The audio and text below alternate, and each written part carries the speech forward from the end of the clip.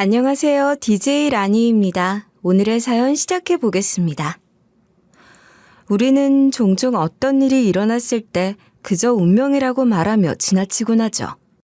그게 좋은 일이든 나쁜 일이든 어차피 바꿀 수 없었던 일처럼 받아들이는 게 익숙해져 있거든요. 그런데 정말 모든 일에는 이유가 없는 걸까요?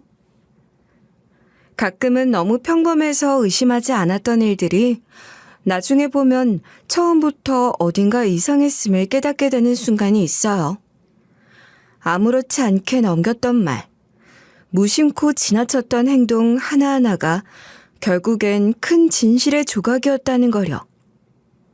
그리고 그 진실이 모든 걸 완전히 바꿔놓을 만큼 무거운 진실이었다면 여러분은 어떻게 하시겠어요?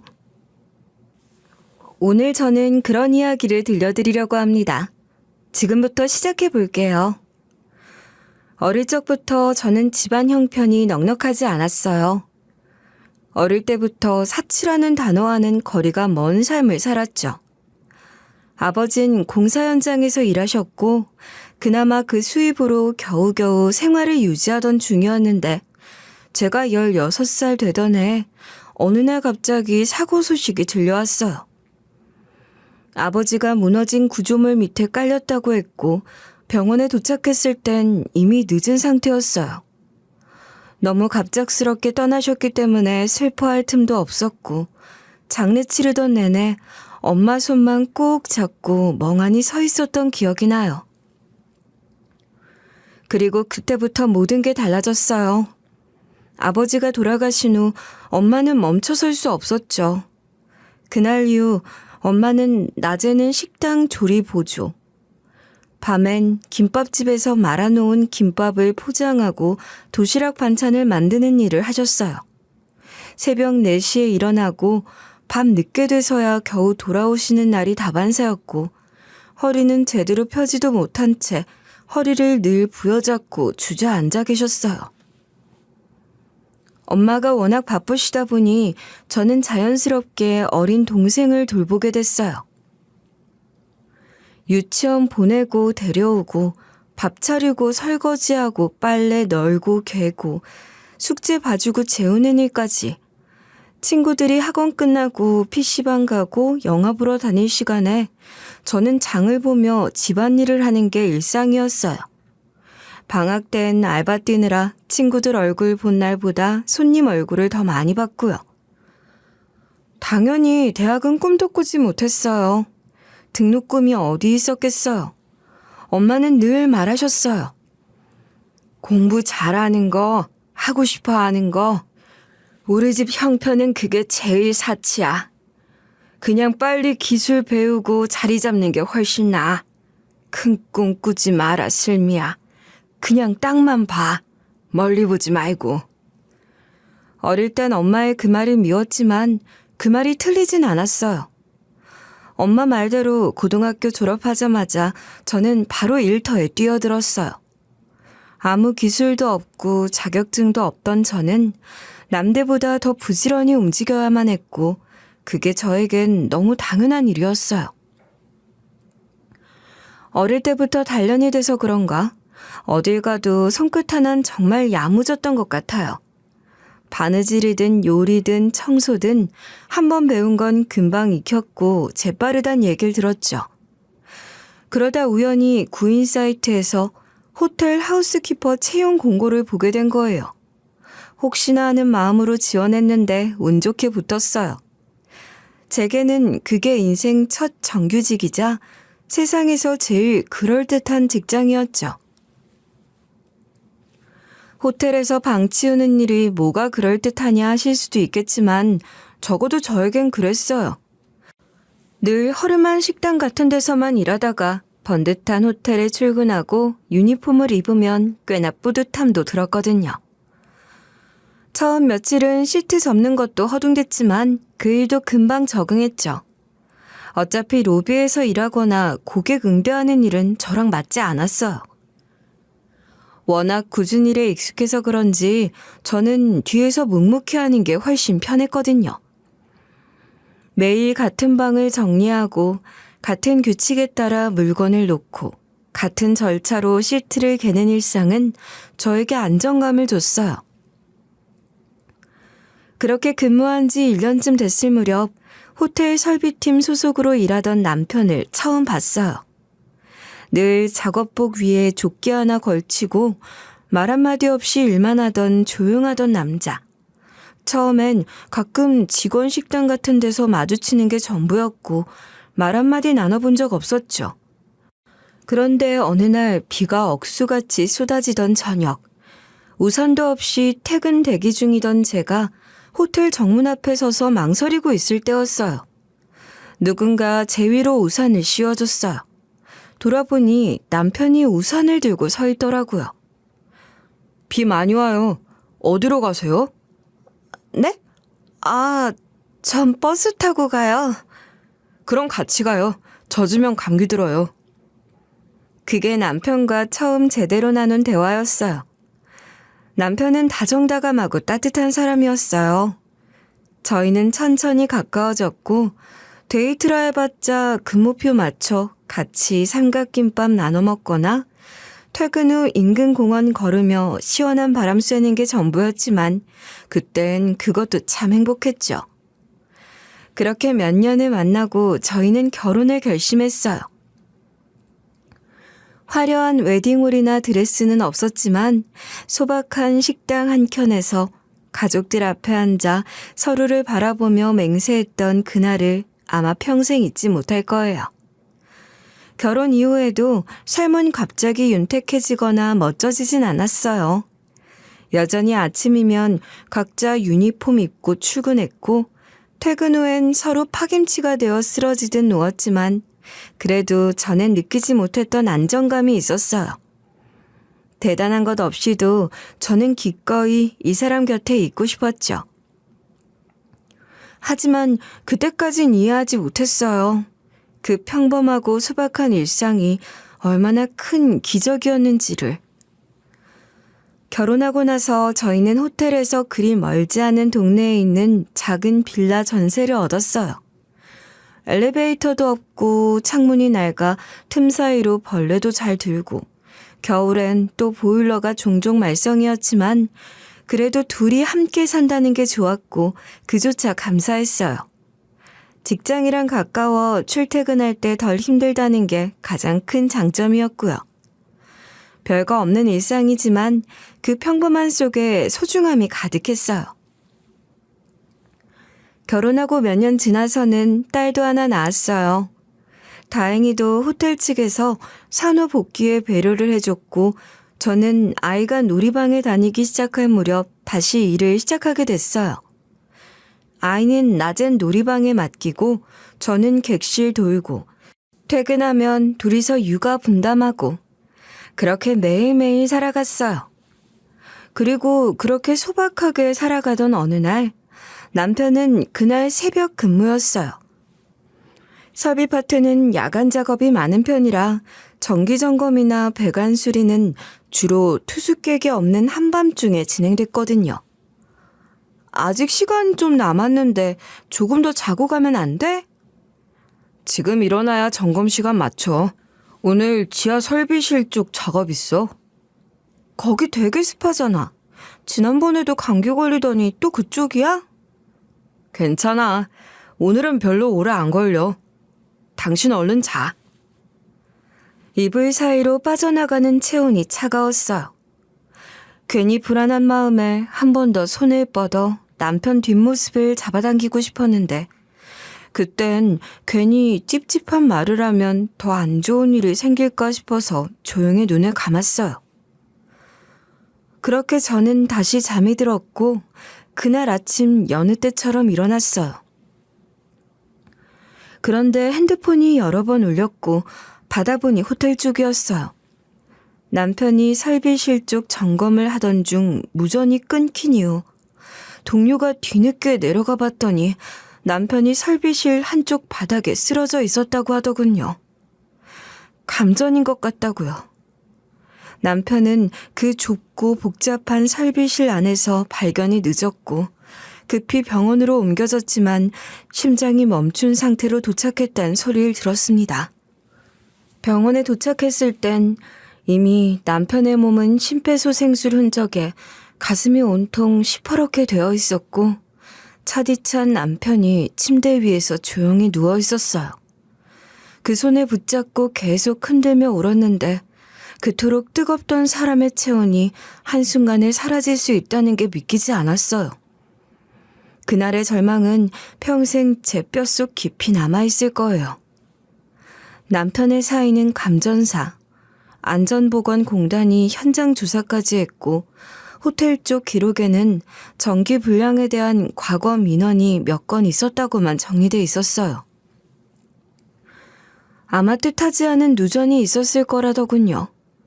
결국 사건은 산재로 승인됐고 유족 보상과 위로금, 보험 처리는 순서대로 진행됐어요. 하지만 그게 다였어요. 장례식 비용은 호텔 측에서 지원했지만 정작 고위급 임원진 중 장례식장의 모습을 드러낸 사람은 한 명도 없었어요. 한때 같은 회사를 위해 일했던 사람이 그것도 아무 잘못 없이 일하다 죽었는데도 말이에요. 회사 차원에서 위로금은 전달드렸고 장례식장 운영도 지원드렸습니다. 절차상 더 해드릴 수 있는 건 현재로선 없습니다. 절차요? 사람이 죽었는데, 일을 하다 억울하게 죽었는데 절차란 말밖에 못하세요? 저희도 정말 유감스럽게 생각합니다만 공식적인 입장은 따로 말씀드린 그대로입니다. 그 말을 듣는데 정말로 이 회사가 우리를 사람이 아닌 부품처럼만 여겼다는 게 확실히 느껴졌어요. 몇 년을 몸바쳐 일했는데 이렇게 외면당하는구나 싶더군요. 그렇게 냉랭하고 삭막한 장례식장엔 설비팀 동료 몇 명과 저와 같은 일을 하던 키퍼들 몇 명만이 왔죠. 형 진짜 열심히 했는데 형이 절대 그렇게 갈 사람 아니었는데. 그 순간 그나마 가장 위로가 됐던 건 그런 동료들의 진심 어린 눈물이었어요. 형식적인 위로금보다도 사과 없이 반복되는 공허한 사무적 말보다도 그들의 떨리는 손과 눈물이 저를 조금은 붙잡아줬던 것 같아요. 하지만 시간이 지나고 장례가 끝나자 정말 혼자였죠. 아이는 너무 어렸고 저는 감정을 누를 새도 없이 현실적인 문제들을 마주해야 했어요. 하지만 장례를 치른 뒤 호텔로는 곧장 일을 다시 나갈 수가 없었습니다. 호텔 쪽에서 마음을 정리할 시간이 필요할 테니까요. 라며 2주간의 휴직을 배려해줬지만 도저히 호텔로 다시 출근을 할 자신이 없더라고요. 남편과 처음 마주쳤던 그 복도, 같이 퇴근하던 뒤편문, 식당 구석에서 나란히 앉아 도시락을 나눠 먹던 자리까지 모든 곳이 남편과의 추억으로 가득했고 동시에 남편이 마지막으로 숨을 거둔 장소이기도 했어요. 저는 감히 다시 거길 나갈 자신이 없었어요. 거기에 발을 딛는 순간 숨이 막힐 것 같았죠. 며칠 동안은 집에만 있었어요. 딸의 얼굴을 바라보면서도 마음이 붕 떠 있었고 식사를 하면서도 제대로 삼켜지지가 않았어요. 밤에는 잠들기 전 괜히 남편의 유니폼을 꺼내 무릎에 올려두고 앉아있곤 했죠. 결국 저는 퇴사를 결정했어요. 인사팀에 전화해서 사직 의사를 밝혔고 정해진 절차대로 퇴사 서류를 작성했죠. 반납할 것들을 정리하고 사물함에 있던 제 개인 물품들 몇 가지를 챙겨 몇 년을 근무했던 그 호텔을 뒤로하고 나왔어요. 그렇게 저와 남편이 함께 일하던 마지막 공간은 제 인생에서 완전히 지워졌다고 생각했죠. 막상 일을 그만두고 나니 현실은 막막했어요. 당장 아이를 키우려면 다시 일을 해야 했고 저축해놓은 돈은 장례비로 상당 부분 나갔고 앞으로의 생계를 생각하면 언제까지고 멍하니 있을 수 없었어요. 산재보험금 같은 건 어차피 저축해둘 생각이었거든요. 그렇게 새 일을 찾아보려 하던 어느 날이었어요. 장을 보고 돌아오는 길, 습관처럼 우편함을 열었는데 흰 봉투 하나가 우편함 사이에 깊숙이 박혀 있었어요. 겉에는 아무 도장도 없고 우편 스탬프도 없었어요. 수신이는 제 이름이 정자로 적혀 있었고 글씨체는 또박또박했어요. 처음엔 그냥 홍보 전단지겠거니 하고 무심코 열었어요. 그런데 펼치자마자 손끝이 멈췄어요. 당신 남편의 죽음, 절대 단순한 사고 아닙니다. 그날 새벽 VIP층에서 호출이 있었고 해당 기록은 삭제됐습니다. 할 수 있다면 호텔 내 VIP룸 출입 기록과 무전 로그를 확인해 보세요. 결코 단순 사고사가 아닙니다. 이걸 믿어야 하나 말아야 하나 처음엔 멍해졌어요. 일부러 혼란스럽게 하려고 누가 보낸 누군가의 장난일 수도 있고 또 정말 뭔가를 알고 있는 사람의 경고일 수도 있었지만 아무것도 할 수가 없어 그저 손만 벌벌 떨렸죠. 대체 이걸 왜 누가... 믿기엔 너무 근거가 부족했고 남편 일에 관해 모르는 누군가가 괜히 뒤늦게 장난을 치는 걸 수도 있었어요. 그런데 계속해서 마음속에 찜찜함이 남았어요. 문장 자체가 너무 구체적이었거든요. VIP룸, 무전 로그, 출입 기록. 그런 내부 정보는 저 같은 일반 직원이 평생 몰랐던 영역이었어요. 특히 VIP룸 얘기가 걸리더라고요. 남편은 한 번도 그 구역에서 일한 적이 없었고 애초에 VIP층은 보통 지정된 하우스키퍼나 룸서비스 담당자가 아니면 출입조차 어려운 구역이었어요. 그런데 대체 왜 그날 그쪽에서 호출이 있었다는 말이 나온 건지 이해가 되지 않았어요. 며칠을 고민했지만 자꾸 머릿속에 그 문장이 맴돌았어요. 모르고 있었으면 차라리 편했을까 싶었지만 이미 들어버린 이상 그냥 잊는다는 건 불가능했어요. 혹시 정말 뭔가가 있다면? 만약 남편의 죽음이 정말 단순한 감전사가 아니라면? 그런 생각이 머리를 떠나지 않았습니다. 결국 저는 무작정 호텔로 향했어요. 다시는 안 가겠다고 다짐했던 그 문을 다시 밀고 들어가게 될 줄은 몰랐어요. 저는 남편이 일하던 설비 파트로 갔고 그곳엔 예전부터 알던 동료 한 명이 있었어요. 혹시 그날 새벽 남편 근무 기록 같은 거 아직 볼 수 있어요? 호출 기록이나 누가 어디로 갔는지 그런 거 말이에요. 갑자기 왜요? 무슨 일 있으세요? 그냥 개인적으로 좀 확인하고 싶은 게 있어서 그래요. 오래 걸리는 일 아니잖아요. 부탁 좀 할게요. 그 직원은 잠시 망설이다가 알겠다며 자리를 떴어요. 저는 잠깐 자리 근처에 앉아 기다리고 있었어요.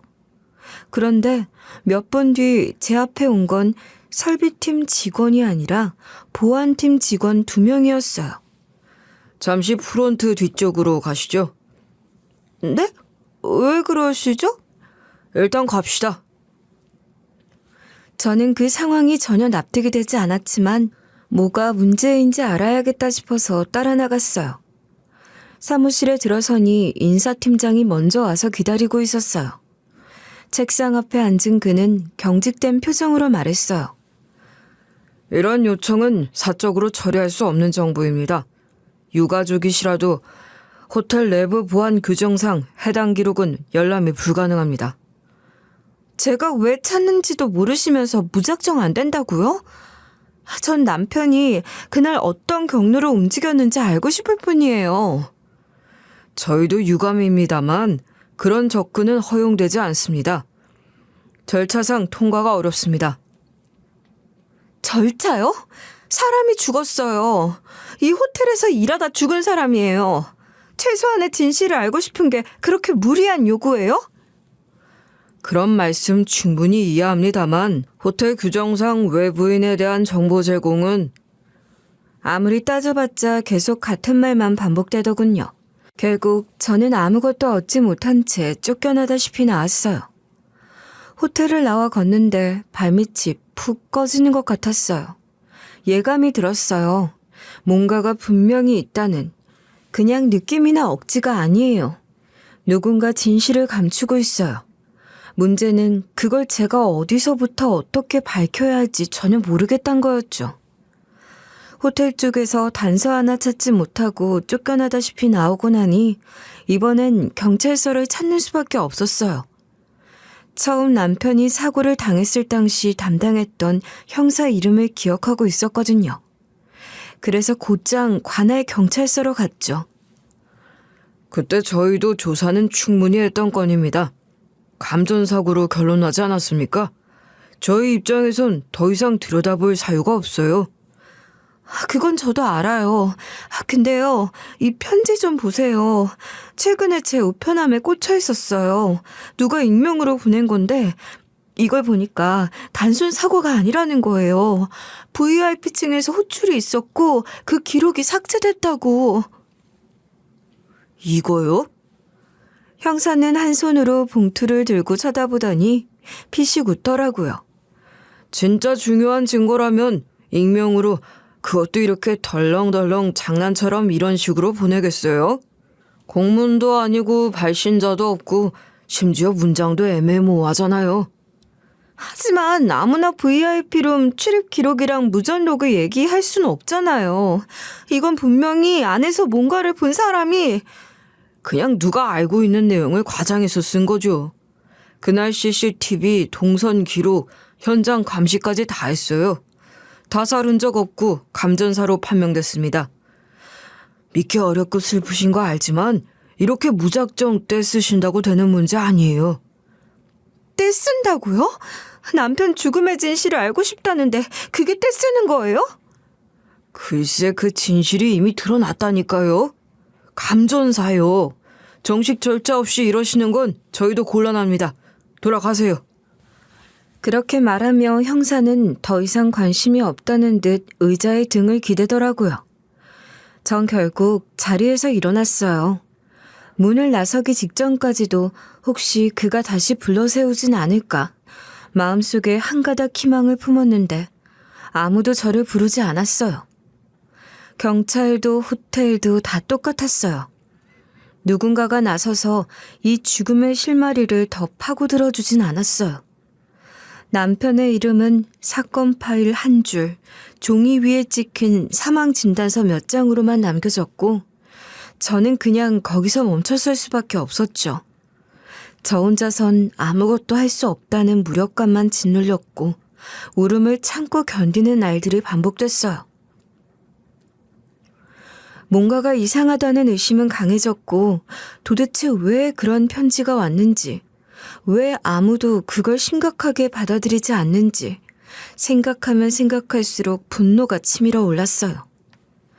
그러다 몇 달쯤 지났을 무렵이었습니다. 딸을 데리고 나갔다 우연히 예전에 같이 일하던 룸메이드 한 명을 마주쳤어요. 인사라도 할 겸 몇 마디 나누는데 그 친구가 그러더라고요. 혹시 들었어? VIP룸 담당하던 인턴 지민 씨 갑자기 세상 떠났대. 뭐라고? 지민 씨가 왜? 스스로 선택한 건가 봐. 어린 친구가 왜 그러는지. 순간 등줄기부터 서늘해졌어요. VIP룸 고정 배치였던 여자 직원. 그 순간 제 머릿속에서 지난 편지 내용이 또렷하게 떠올랐어요. VIP층, 호출, 삭제된 기록, 그리고 지금 VIP룸 담당자가 세상을 떠났다는 사실.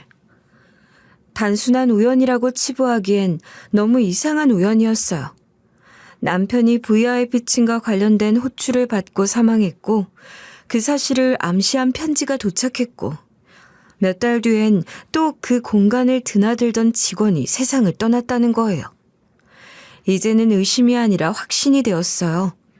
그 안에 뭔가가 있어요. 그리고 그 뭔가를 호텔 내부에선 철저히 감추고 있는 게 분명했어요. 그렇다고 또다시 무작정 들이댈 순 없었습니다. 이전처럼 호텔에 찾아가 설비팀을 붙잡고 묻는다거나 경찰서에 서류를 들이밀어봤자 돌아오는 건 차가운 거절뿐이라는 걸 저는 이미 겪어봤잖아요. 이번엔 다르게 접근해야 했어요. 무모하게 휘두르지 않고 차근차근 계획적으로 파고들어야 했죠. 어떤 방법을 찾아야 할지 몇 날 며칠을 고민하고 있을 때였어요. 예전에 호텔에서 같이 일했던 지인에게 전화를 받았는데 그 친구가 그러는 거예요. 혹시 너 호텔 회장 자택에서 가사 도우미 구하는 거 알고 있었어? 호텔 내부에서 구인글 올렸는데 호텔 경력자 우대 조건도 붙어 있더라고. 순간 머리가 번쩍였어요. 호텔 회장 집, 그리고 그 안. 만약 제가 그 공간 안으로 들어갈 수 있다면? 회장 가족들 근처에서 조용히 움직이면서 뭔가 단서를 찾을 수 있다면? 혹시 그거 구인 공고 아직 안 다쳤어? 지원 마감 언제까지래? 글쎄, 급하게 구하는 것 같던데? 아는 사람 중에 관심 있으면 바로 연결하라고 했어. 그날 밤 저는 이력서를 썼고 얼마 지나 면접이 잡혔어요. 그리고 면접에 합격해 출근 통보를 받았고 그 순간 저는 무언가에 접속된 기분이었어요. 막혀있던 통로가 비밀스럽게 열리는 느낌. 저는 더 이상 뒤로 물러서지 않기로 마음먹었어요. 이젠 그 집 안으로 들어가야 했죠. 하지만 집에 들어간 지 2주가 넘도록 저는 호텔 회장의 그림자조차 볼 수 없었어요. 직원들 말을 들어보니 회장은 지금 병원에 입원 중이라 했고 이미 1년 가까이 그 상태라고 했어요. 언제쯤 집으로 돌아올지조차 아무도 장담을 못했죠. 답답했지만 한편으론 이게 기회일 수도 있다 싶었죠. 회장이 없는 동안 찾아볼 수 있는 게 있을 테니까요. 틈날 때마다 저는 회장 서재 근처를 맴돌았어요. 몰래 지하 창고 쪽도 둘러봤고요. 하지만 이 집은 상상 이상으로 보안이 철저했어요. 중요한 것들은 누가 언제 뭘 손댔는지 다 파악할 수 있는 구조였어요. 문서함엔 보안 자물쇠가 걸려 있었고 전산기기 같은 건 아예 건드릴 엄두조차 안 났어요. 괜히 흔적이라도 남기면 바로 티가 날 것 같아서 마음만 졸이며 조심스럽게 발길을 돌려야 했죠. 그렇게 별다른 성과 없이 시간만 보낸 채 2주가 지났어요. 그러던 어느 날 아침 유난히 집이 부산스러웠어요. 오늘 회장님 퇴원하시니 다들 준비하세요. 그 말에 저는 순간 심장이 철렁했어요. 회장이 돌아온다고? 갑자기 상황이 확 바뀌어버린 거예요. 순식간에 집안 공기가 바뀌었고 직원들도 분주하게 움직이기 시작했어요. 그리고 그날 오후 검은 고급 세단 한 대가 집 앞에 도착했고 직원들이 일렬로 나와 대기하고 있었어요. 저도 거실 입구에 서서 기다렸죠. 차 문이 열리고 회장이 내렸을 때 저는 의식적으로 표정을 관리했어요. 최대한 평온하게 아무 일 없다는 듯 덤덤한 표정을 짓고 고개를 숙이며 인사를 하려던 순간이었죠. 적개감이나 제 분노는 절대 드러내지 않아야 했어요. 그런데 오히려 회장의 반응이 이상했어요. 저를 보는 순간 회장의 발걸음이 멈칫하더니 그대로 굳어버렸어요. 처음엔 분명 멀쩡히 걷고 있었고 차에서 내릴 때까지만 해도 표정도 괜찮았어요. 오히려 다른 직원들에겐 반갑다는 듯 웃기까지 했거든요. 그런데 제 앞에 서자마자 얼굴이 하얗게 질리고 손끝이 부들부들 떨리는 게 느껴졌어요. 다른 직원들은 회장의 건강을 걱정하며 다가와 부축했지만 저는 알 수 있었어요. 틀림없이 저 때문이라는 거려. 그건 절대 우연이 아니었어요. 저를 보고 그렇게 안색이 변했다는 건 분명 저를 알고 있다는 의미였고 동시에 무언가 진실을 알고 있다는 뜻이기도 했어요. 회장은 말 한마디 없이 안으로 들어갔고 저는 그날 밤 내내 생각했어요. 이 사람 날 안다. 그리고 무언가 진실을 알고 있다. 그 확신이 점점 강해졌어요. 그래서 저는 기회를 노렸어요. 회장에게 직접 접근할 수 있는 순간을.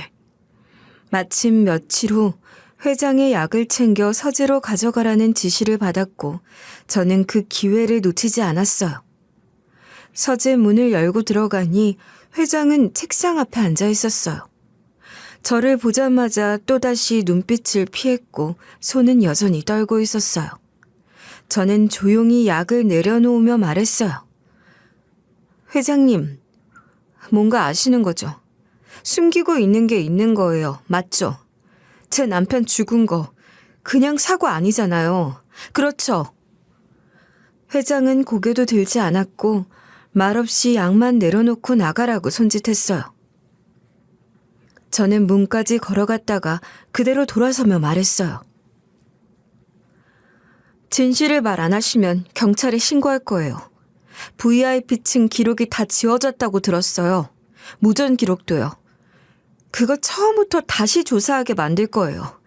호텔이 어떻게 관리되고 있었는지 온 세상에 다 퍼지게 만들 거라고요. 그 말을 들은 순간 나이든 회장의 얼굴이 확 변했어요. 당황을 넘어선 공포 같은 게 비쳤고 한동안 말없이 저를 바라보다가 결국 고개를 떨구고 중얼이 든 말했어요. 그건 안 됩니다. 이 호텔은 내 전부예요. 대단히 유명한 호텔은 아니지만 그래도 내 인생의 전부입니다.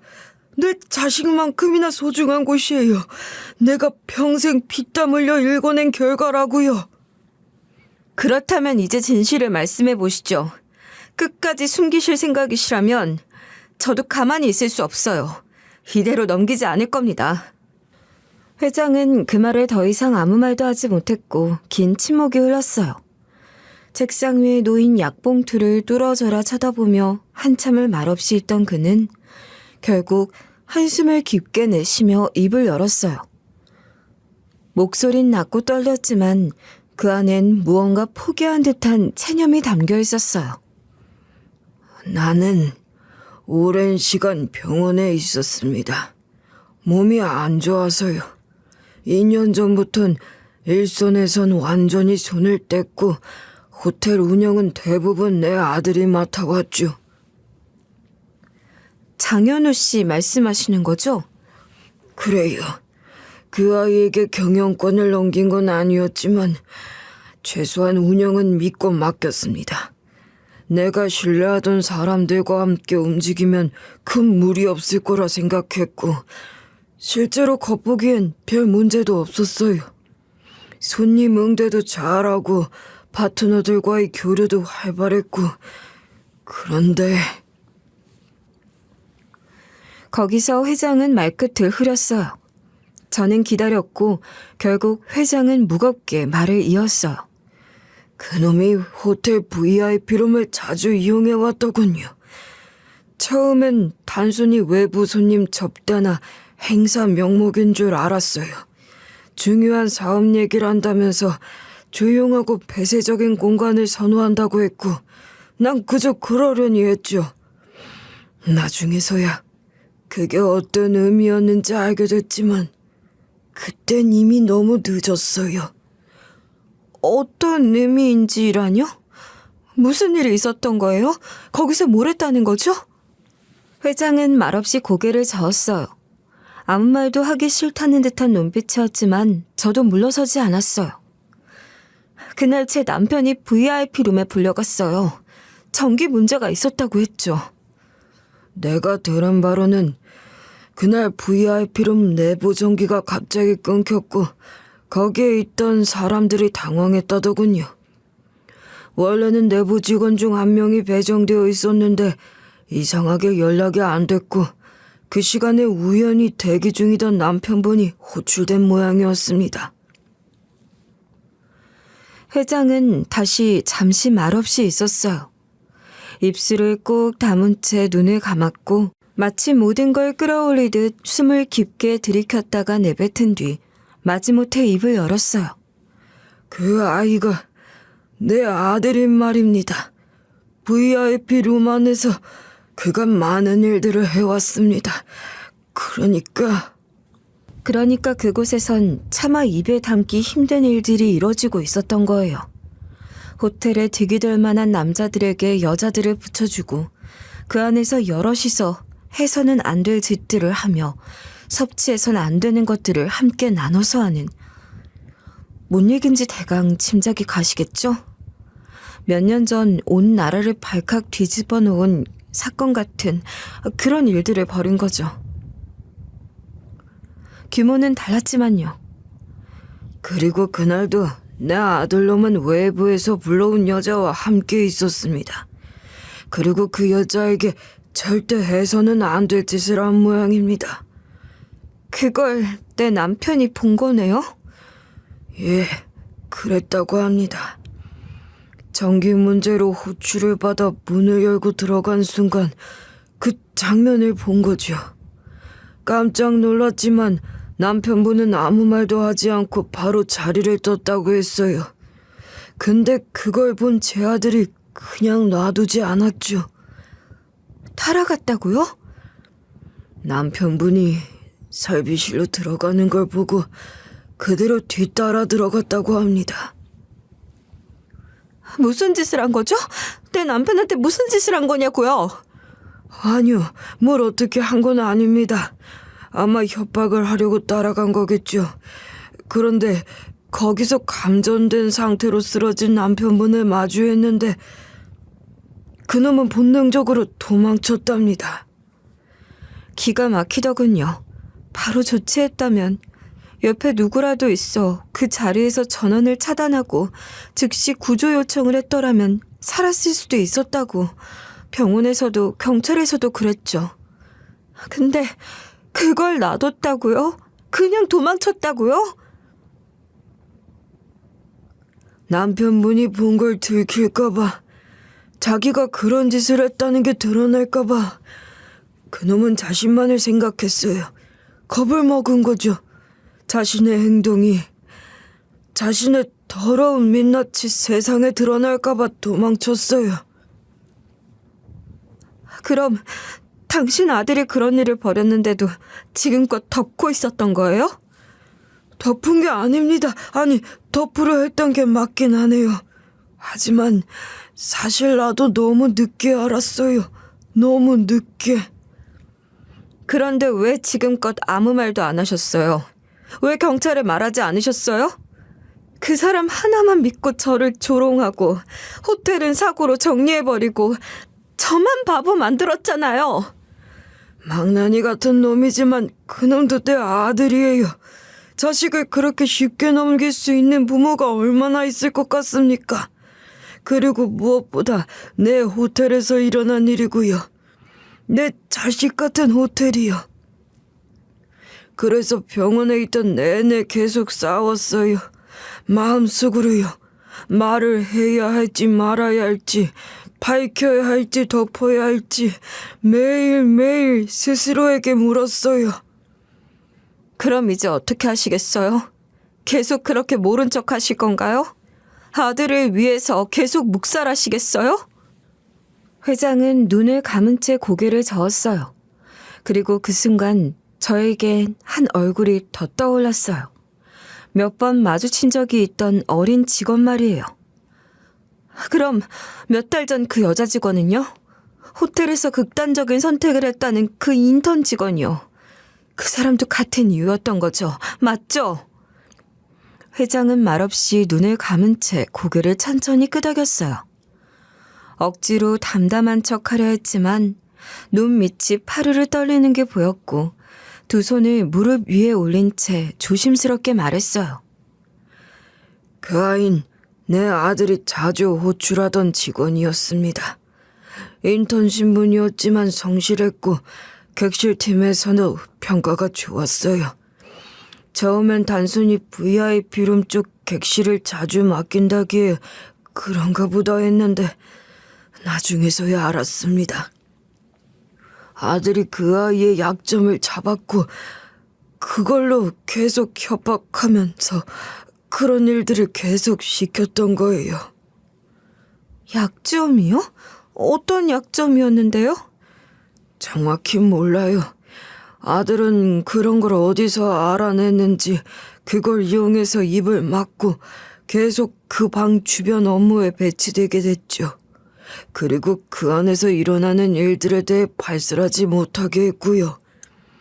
그래서 결국 견디지 못하고 유서도 없었고 누구에게도 아무런 말도 남기지 않았다고 하더군요. 하지만 난 알아요. 그건 분명 내 아들 때문이었어요. 결국 못 견딘 거죠. 그 말을 듣고 나니 속이 울렁거렸어요.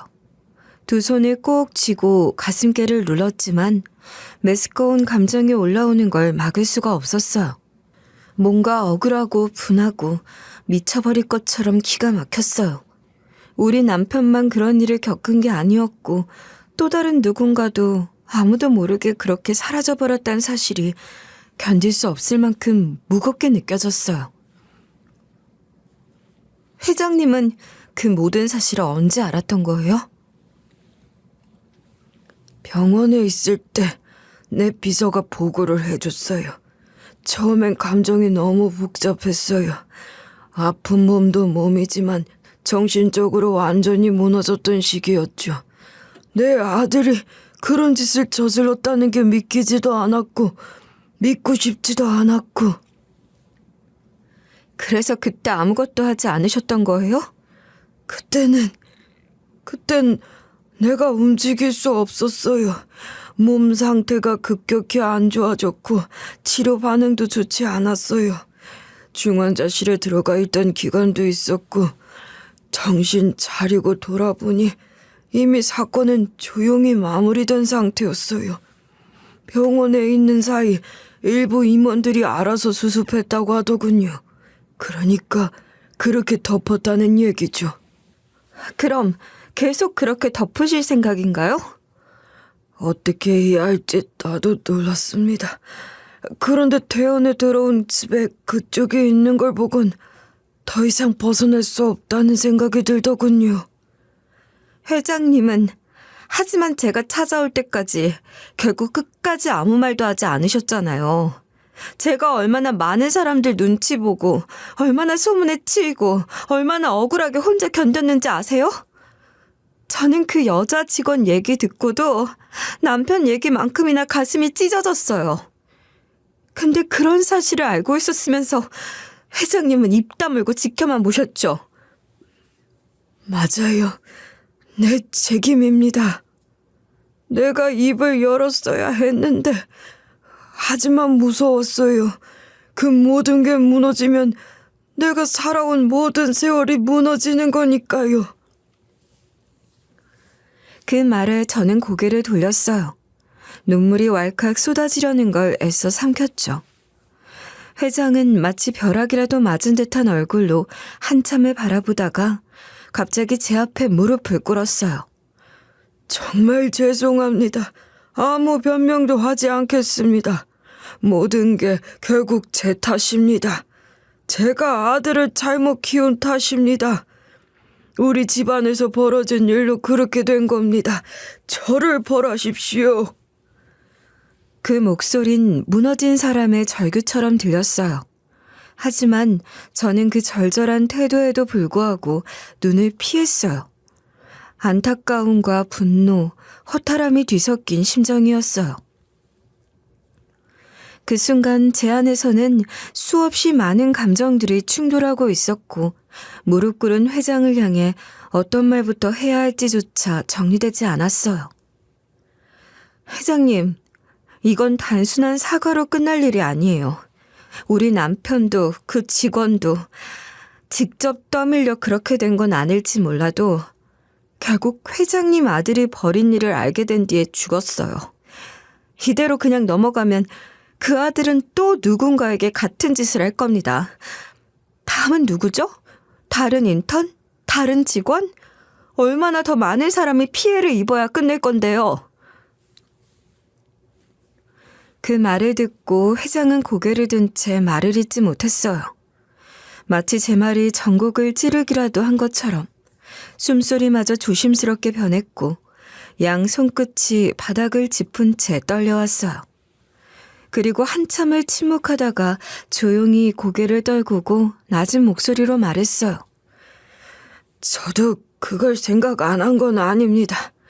솔직히 요즘은 매일매일이 걱정과 고민이었습니다. 이제 제 몸도 예전 같지 않고 언젠가 눈을 감게 되면 이 호텔은 누구한테 맡겨야 할지. 나에게 핏줄이라고는 아들놈 하나뿐인데 그놈에게 물려줘야 하나 싶다가도 그놈이 하는 짓거리들을 생각하면 또... 말끝에 흐리는 회장의 목소리는 확신이 없는 어른의 무력함이었어요. 저는 그 망설임 속에 여전히 숨겨진 회피의 그림자를 느꼈고 거기서 멈추면 안 된다는 확신이 들었어요. 그래서 더 단호하게 말했어요. 회장님, 호텔에 회장님 자식 같다고 하셨죠. 그런데요, 자식이 잘못된 길 가면 말려야 부모잖아요. 회장님이 피땀 흘려 여기까지 키운 거잖아요. 근데 그런 망나니한테 맡겨서 호텔 망가지는 거 두고 보시겠어요? 회장은 천천히 고개를 들었어요. 그 눈빛은 한동안 나를 깊이 바라보다가 마침내 길게 숨을 내쉬고 말했어요. 예, 그 말이 맞습니다.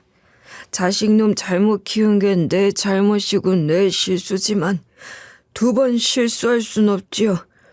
내가 지금까지 이 호텔을 어떻게 읽어왔는데 그걸 그런 놈한테 통째로 넘길 순 없죠. 무너지는 걸 2눈 뜨고 보고 있을 순 없습니다. 그럼 이제 결정하셔야 해요. 계속 덮고 눈 감을 건지 아니면 진짜 책임지고 이 문제를 바로잡을 건지요. 회장은 그 말에 눈을 감고 한참을 생각에 잠긴 듯 했어요. 회장님, 전 아직 아무것도 포기한 적 없어요. 이 집에 들어온 이유도 그랬고 남편이 당한 일을 꼭 밝혀내겠다고 마음먹은 것도 그대로입니다. 회장님이 조금이라도 그 죄를 덜고 싶으시다면 지금이라도 도와주셔야 해요. 난 그날 이후 이 집으로 돌아올 자신이 없었습니다. 모든 직원들 앞에 설 수도 없었고 그 아이를 눈앞에 두고 말 한마디 할 용기도 없었어요. 그래서 병원이라는 핑계를 대고 도망친 겁니다. 하지만 이제는 도망칠 수 없다는 걸 알았습니다. 당신이 찾아온 순간부터요. 그 눈을 보니 알겠더군요. 절대 포기하지 않을 거라는 걸. 그럼 나도 이제 더는 회피하지 않겠습니다. 지금 말씀하신 내용 증명할 수 있는 자료 있나요? CCTV든 무전 기록이든 설비실 전원 기록이든 뭐든 아무것도 없으면 그냥 말뿐이잖아요. 아무도 믿지 않을 거예요. 있습니다. 비상설비 점검 기록 중 일부는 아직 서버에 남아있을 거예요. 그리고 무전 기록은 삭제됐지만 복원 요청을 해둔 상태입니다. 그럼 그걸 세상에 밝혀주세요. 제 남편은 그렇게 허무하게 죽을 사람이 아니었어요. 적어도 그렇게 이용당한 채 버림받을 사람이 아니었다고요. 세상 그 누구도 그렇게 버려져서는 안 되죠. 나도 압니다. 나도 바닥부터 구두 닦기부터 시작한 놈입니다.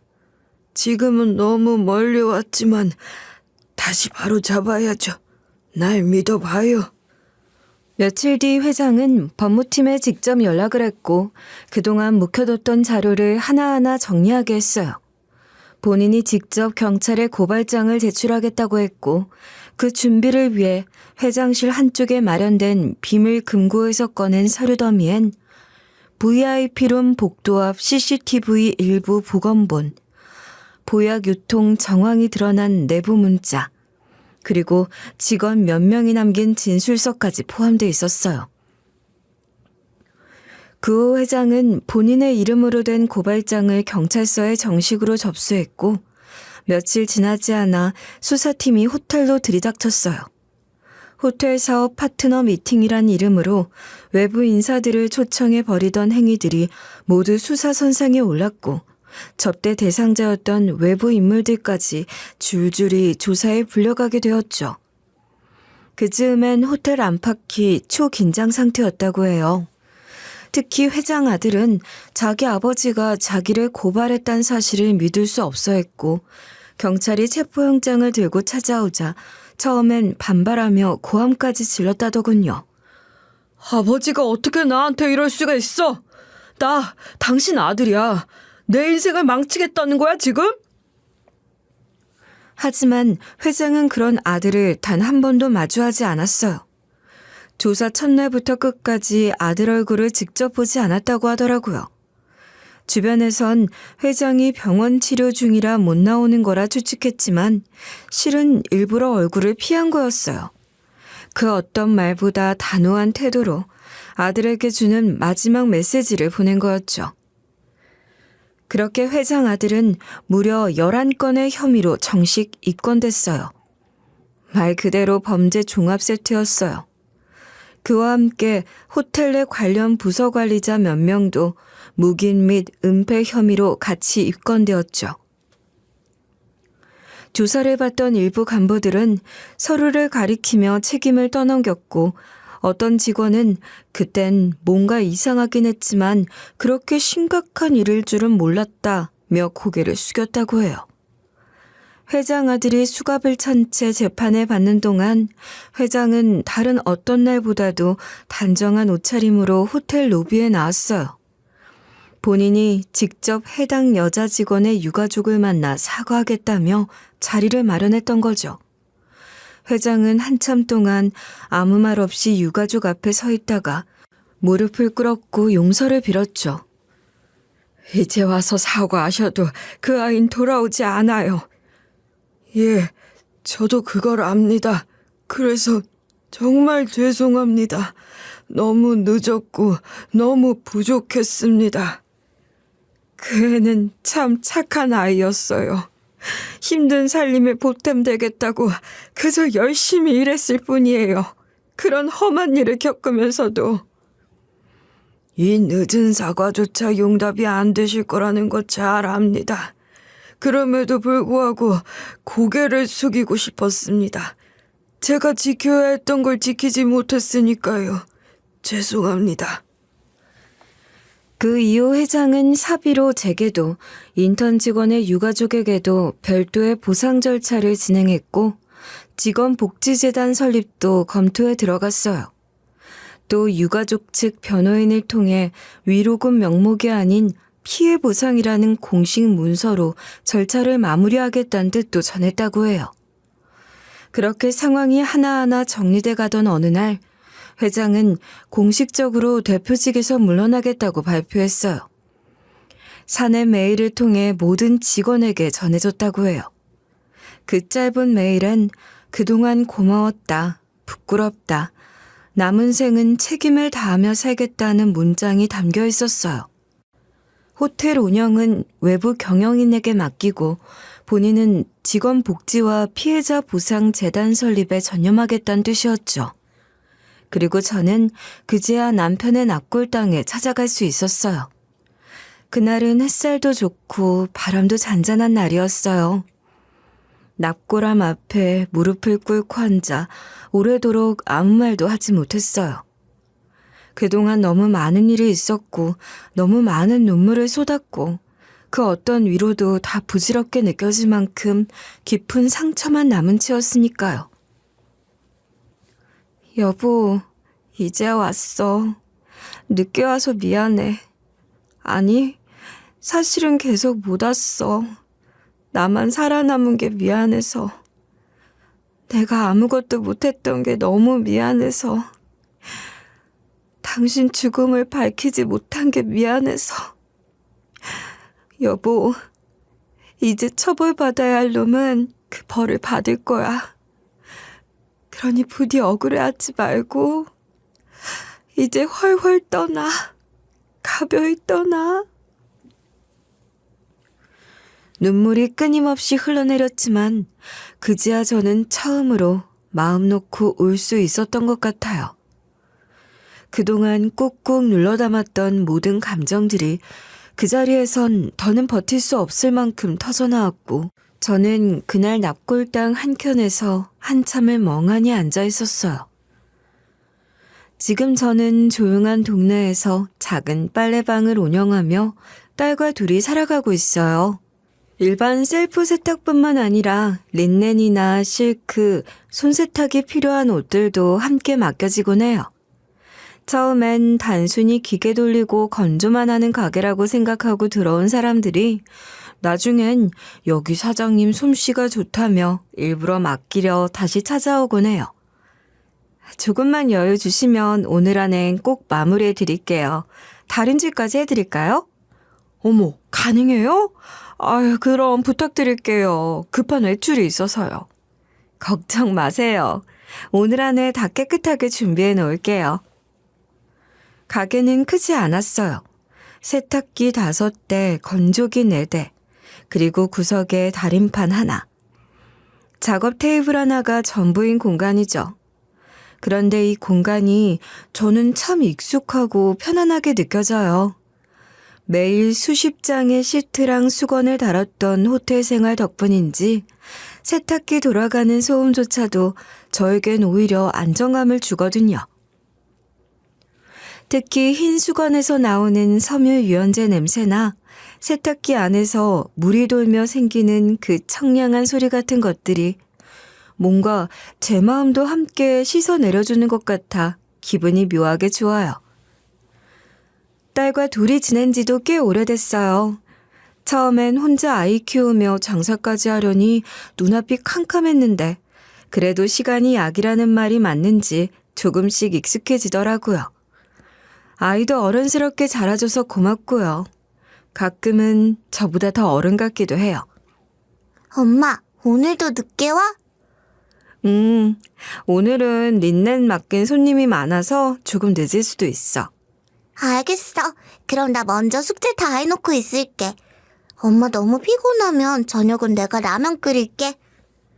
아이고, 우리 딸 기특하기도 하지. 그렇게 둘이 웃으며 하루하루를 보내요. 남편이 곁에 없다는 게 여전히 마음 한구석을 시리게 만들긴 하지만 저희는 잘 이겨내고 있어요. 남편을 그렇게 떠나보내고 난 뒤 모든 게 무너지는 것 같았지만 결국엔 진실을 세상에 드러낼 수 있었던 것만으로도 저는 감사하고 있어요. 쉽지 않았던 시간들이었지만 세상에 그대로 묻힐 뻔한 일들이 온전히 드러났고 죄를 지은 사람들은 죄값을 치르게 되었으니까요. 엄마, 아빠가 살아있었으면 좋았을 텐데. 같이 밥도 먹고 같이 놀이터도 가고. 그치? 그랬으면 얼마나 좋았을까. 엄마도 매일 생각해. 너희 아빠는 정말 너무 좋은 사람이었어. 네가 다 기억하지 못하겠지만 널 정말 많이 사랑했단다. 나도 아빠 좋아해. 그래서 우리 아빠처럼 나중에 멋진 사람 될 거야. 그 말에 울컥했던 날도 있었어요. 하지만 이제는 울지 않아요. 남편이 곁에 없어도 저는 저희 딸을 통해 매일같이 그 사람의 따뜻한 마음을 느껴요. 아이가 그런 말을 한다는 건 그가 제 곁에 있을 때 보여줬던 사랑이 저를 통해 아이에게도 전해졌단 거잖아요.